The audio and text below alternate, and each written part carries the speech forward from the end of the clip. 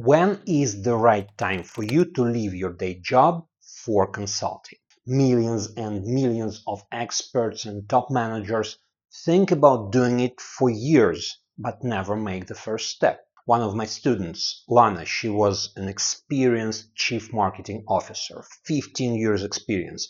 When she first thought of consulting many years ago, she had a bright, though not very realistic, picture in her mind. Sitting under a palm tree on the beach, working 2 hours a week, clients do what I tell them, thank me and pay me a lot of money.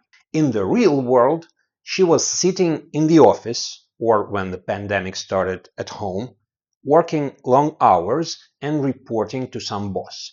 And instead of moving into consulting, she held on to her job for years. Have you ever felt stuck in your job? You know you're good at what you do. You've thought about consulting. You see others making great money working on their own terms. You dream about finally being in control of your time. But in reality, you don't make the move. Your income isn't fully in your control. Your salary is limited, no matter how hard you work. Your time belongs to someone else. You're making money, but you're also leaving a lot on the table. And every month, as you wait for the next paycheck, you feel that frustration growing. Independent consulting seems like the perfect solution here, right?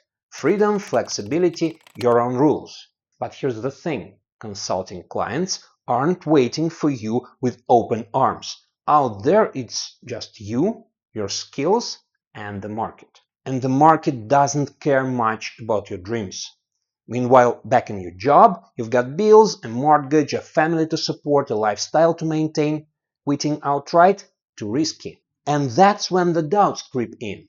Am I really skilled enough to work on my own, to advise clients, to charge money for my expertise? Will I actually get high-value projects? Or will I end up buried in low-level manual work, the kind my team handles now, but in consulting, there's no one to delegate it to? What should I sell? How do I sell it? At what price? And what if it doesn't work? What if I run out of money? So, what happens if you take the leap, leave your job, and no clients come? What do you do then? Most people never make this move. Not because they lack the skills, but because they can't risk losing financial stability, even when they know they'd be great at it. Well, there is a safer way to transition. You start consulting on the side while keeping your job. Grow your practice, learn to acquire clients, sell and deliver your product until your consulting income is stable enough and covers your expenses. Then you quit your job and focus on consulting. But here's the problem. Doing this means working 3 jobs at once. Your main job, consulting, and selling that consulting. This makes you spread too thin. Your employer starts noticing that your performance is slipping and they're not happy about it. You feel like you're failing at both your job and your consulting. In this scenario, you only have a few hours per week to work with your consulting clients. And you also don't have time to do a lot of sales calls and marketing work. You can't sell to many clients, just a few. Which means you'll have to charge a lot to match your employment income with just a few consulting clients. Lana, the seasoned CMO, spent a long time thinking about leaving her job for consulting, but could never quite take the leap. But once we helped her start selling her services at a high price, everything changed.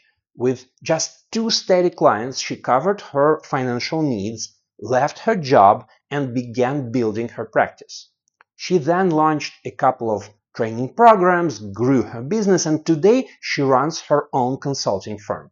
By the way, if you want to learn more about selling your consulting at premium prices, join my free webinar where I'll show you exactly how to price, package, market, and sell your services. All the details are in the description below, but first let me talk about what determines your rate. Your real income is not what you charge per hour. It's what you actually make per hour worked. It's the effective hourly rate. Let's say you charge $500 per hour and work 10 hours for some client. That's $5,000, right? But how much time did you really spend?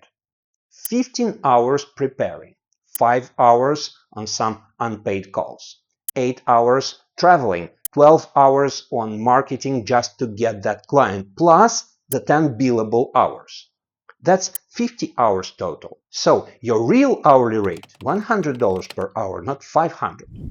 Even big checks can turn into losses if you don't price yourself correctly. Successful consultants use this simple formula. Effective hourly rate is total revenue less expenses divided by total hours worked, both billable and non-billable.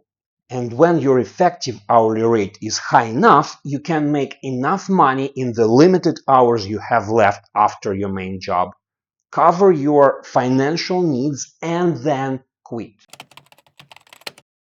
To charge these high fees, you need to do work that keeps you out of price competition. If clients can compare you to other consultants based on price alone, you'll be forced to lower your rates or lose the deal. The key is to offer something that neither your competitors nor the client themselves can do.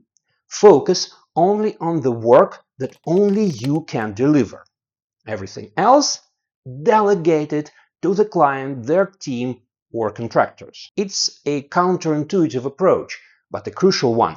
Don't chase volume. Say no to work that others can handle. Focus on what makes you unique, the kind of work where clients are willing to pay more for your expertise. But that's not the only factor that determines your effective hourly rate. To bring real value to clients and make good money doing it, you need to focus your efforts on the actions that drive the biggest impact. Your time, energy, and resources are limited, both before you leave your job or for consulting and after. And there's a lot to do. Positioning, client acquisition, sales, delivery, pricing, every aspect matters. But at any given moment, one of them is the most important. Your job is to identify it and improve it. Which one matters the most and what to do about it depends on the stage your consulting business is in. To help you understand these stages, what to focus on at each step, and how to grow from zero or from where you are now to a scalable, high-income consulting practice that delivers real value to clients, I've created the high-ticket consulting formula. If you want to learn more about this formula, join my online course, How to Sell High-Ticket Consulting. This program will help you set up a system for acquiring premium clients, packaging your services, and selling at high prices without the usual struggle. For more details, check out the link in the description, subscribe to my channel to get notified of new videos, ask your questions in the comments, and see you in another video.